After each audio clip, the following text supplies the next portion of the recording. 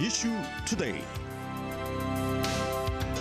네, 오늘 이 시간을 맡아서 방송을 해주시는 이 문화평론가 문선영 씨가 지금 출장을 가 계십니다. 그래서 지금 전화에는 워싱턴 DC의 미국 한인 유권자연대 김동석 대표 연결되어 있습니다. 김 대표님 안녕하십니까? 네, 안녕하세요. 네, 이제 미국 대선 각 당의 후보를 결정하는 프라이머리가 이제 전반부를 넘어가고 있습니다. 또 이 사실상 후보가 결정이 되는 슈퍼 튜즈데이를 며칠 남겨두고 있는데 사실상 바이든, 트럼프 두 사람의 리턴 매치로 이미 결정이 되었다라고 봐도 되겠죠? 그렇죠. 뭐 이건 벌써 오래전에 지난해부터 이게 이제 바이든하고 트럼프 대결이다. 뭐 이건 뭐 틀린 얘기가 아니고요. 네. 다만 지금 이번 3월 5일이 이제 슈퍼 튜스데이, 미국 선거 정치 일정 중에 가장 명확하게 떠오르는 게 슈퍼 튜스데이입니다. 네. 이 날에 이제 후보가 결정되는 게 관례였는데 이미 결정이 됐고, 다만 이 슈퍼 튜스데이까지이라도 두 당의 예비 경선의 관전 포인트는 이미 뭐 결정이 됐으니까, 예비 경선은 당의 후보 결정되는 건데 당의 후보는 이미 정해졌으니까 11월 5일 선거에 대해서 바이든하고 트럼프가 어떤 약점을 갖고 있고 어떤 경쟁력을 갖고 있는가를 좀 들여다보는 게 나타나거든요. 그런 것들을 미리 좀 볼 수 있는 게 관전 포인트고, 다만 중요한 거는 지난 화요일 날 미시간이 프라이머리 됐습니다. 네네. 이게 2월 3일 사우스캐롤라이나에서 했던 그 프라이머리 민주당, 네. 그 조 바이든 현직 대통령 프라이머리에서는 거의 뭐 만장일치, 거의 100%, 뭐 후보가 혼자라고 해도 틀린 게 아니니까요. 근데 이 미시간에서는 이상한 현상이 좀 없던 일이 벌어졌어요. 이게 이제 뉴스인데 뭐나 하면은 지난 10월 7일 하마스 이스라엘 분쟁이 시작해서 전쟁 중이잖아요. 네. 그런데 미시간의 미 전역에서 모슬렘 유권자가 제일 많은 데입니다. 등록된 유권자가 한 20만 명 되는데, 아시겠지만 미시간에서 10,000명 차이로다가 대통령이 누가 되느냐 차이가 나는 경합주가 미시간입니다.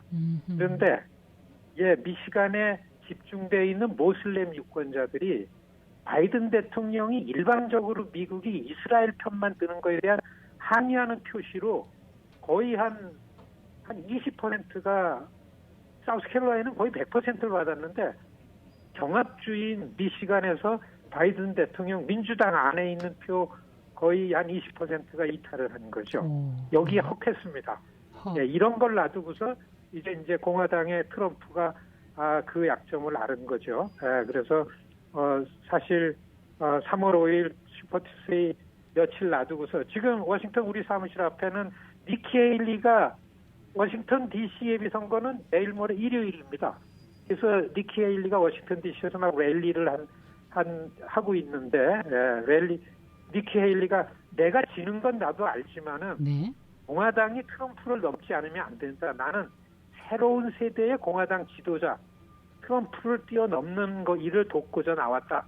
그리고 또 한 가지는 공화당에서 트럼프가 아니다라는 유권자가 생각보다 되게 많다. 지난 2월 달에 내가 이런 일을 가지고서 1,200만 불을 모았다. 슈퍼 튜스데이까지 갈 거고 더 갈 수도 있다. 이런 이제 랠리를 방금 했습니다. 네.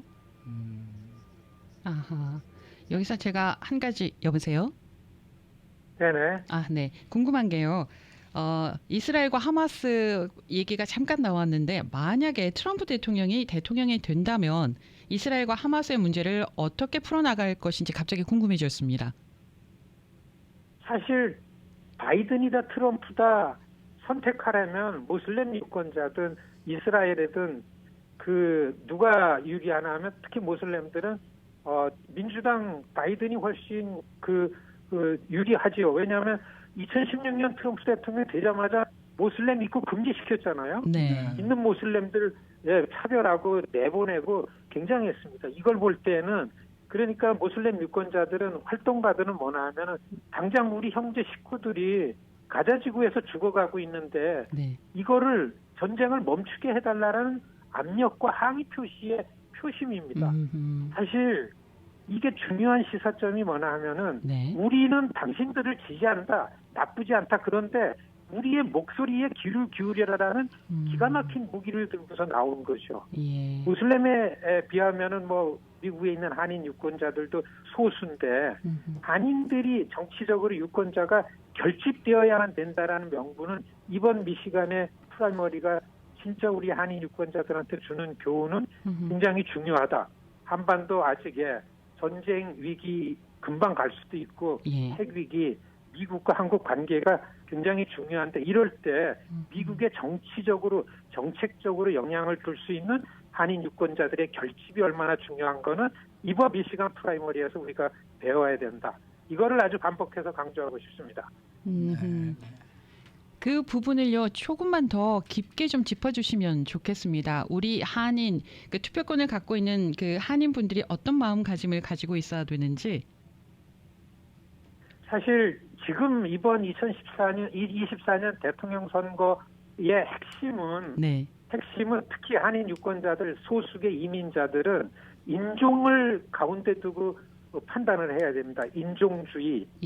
그 소수계에 대한 차별, 이민 그런 부분들이 가장 중요하게 보여지다. 왜냐하면은 미국이 트럼프가 이게 백인 우월주의자들을 중심으로 놓고 가장 독소조항이 인종차별이기 때문에 그 외의 이슈를 가지고 자기 생각이나 이걸 너무 강조하다 보면은 한인 유권자들 표의 수가 결집이 흐트러지기 때문에 1, 2, 3, 4 중요한 게 많지만은 정말 지금 세기가 바꿔지고 미국이 어려워졌을 때 다시 인종차별주의가 나올 때에는 우선은 이민 문제와 인종 문제 여기를 두고서 한인들이 결집하고 표심이 나타나야 된다. 그렇게 설명할 수 있습니다. 네.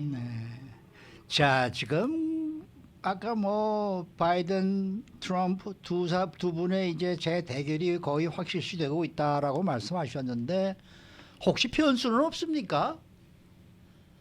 뭐 이미 알려졌듯이 현직인 바이든 대통령은 고령이고 허약하고 성과도 미비하고 그리고 최근에 불거진 얘기 나오는 건 후보 교체론이라는 얘기가 막 굉장히 갑자기 많이 나오고 있는 거는 기억 상실증이라는 게 나오지 않았습니까? 예. 그런 게 이제 변수라고 보고요. 또 한 가지 그리고 전쟁이 있으니까 이건 현직의 책임이니까 이 트럼프에 주목하는 게 맞습니다. 트럼프의 그 변수라는 거는 그 사법 리스크입니다. 그렇죠. 재판이요.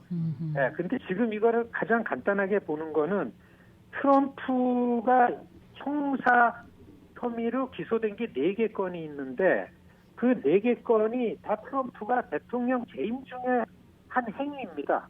근데 아직까지 트럼프 로여들은 변호사들은 연방 대법원은 6대 3으로 트럼프가 임명한 대법원들의 의견이 훨씬 많습니다. 그러니까 다 연방 대법원으로 이걸 가져가는데 기소된 거 4가지 다 대통령 재임 중에 했던 행위이기 때문에 여태까지 역사적으로 현직 대통령 재임 중에 한 형사 기소가 면제돼야 된다 판단한 적이 없기 때문에 그래서 대법원에서는 이거를 계속해서 알고 앉아 있고 그래서 기소는 했지만 각 그 지방 연방 법원에서는 재판일도 결정을 했지만 이게 다 아직까지 불투명하고 그렇습니다.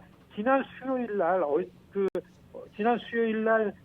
그 대법원에서 워싱턴 DC 항소법원에서 그런 면책 특권을 주장하는 트럼프의 변호사들의 이런 그 항소가 왔지만은 그 워싱턴 항소법원에서는 만장일치로 다 기각을 시켜버렸습니다. 그런데 이 기각 결정 난 거를 무효다 재검토하라고 대법원에서 지난 수요일날 얘기를 했으니까 대법원은 트럼프 편이구나. 트럼프가 이걸 믿고서 재판이 있는 것도 돌파하려고 하는구나. 이게 이제 살짝 보였습니다. 가장 중요한 거는 트럼프의 선거는 트럼프의 자기 구명이다. 이렇게 얘기하는 논평이나 전문가들의 표현이 많이 나오고 있습니다. 그 민주당에서는요, 왜 바이든 대통령의 독주만 있을까요? 왜 그 후속 주자들이나 뭐 다른 사람들의 인물은 떠오르는 사람이 없는 걸까요? 안 나오는 걸까요? 아니면 못 나오는 걸까요?